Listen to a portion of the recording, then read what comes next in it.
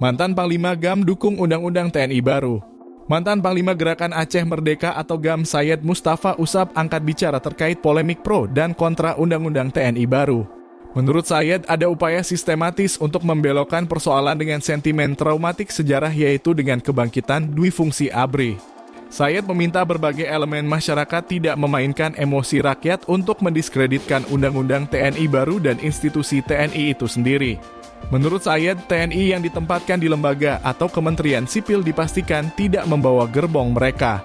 Penempatan TNI di lembaga sipil tentunya berdasarkan kemampuan dan kelayakan mereka.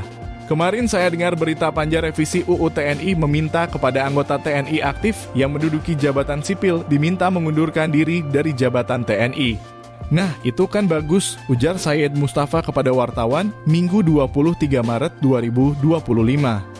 Jadi kan tidak lagi kembali ke masa Orde Baru karena posisi TNI sekarang ingin membantu bagaimana pemerintah ini bisa berjalan dengan baik.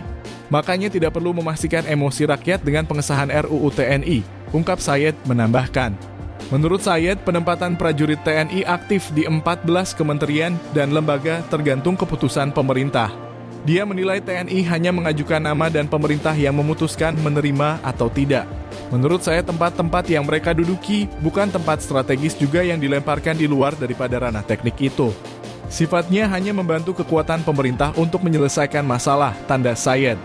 Syed mengatakan di Aceh, tempat asalnya tidak terpengaruh dengan isu yang saat ini dibangun yang mengatasnamakan bangkitnya dwi fungsi ABRI. Menurutnya, siapapun TNI merupakan warga negara Indonesia yang berhak menduduki lembaga sipil walaupun ada aturan-aturan yang sudah ada aturannya. Sebagai mantan orang yang berseberangan dengan pemerintah pada saat itu, kata dia, tak terpengaruh dengan hal-hal yang mendiskreditkan upaya pemerintah dalam memajukan sebuah negara melalui aturan-aturan yang ditentukan. Pemikiran pemberontakan seperti dahulu sudah tamat. Cuma apa yang kita mau itu adalah kesejahteraan yang sama di Aceh dengan di Papua, dengan di Ambon. Di mana-mana, di Nusa, semua orang itu minta kesejahteraan.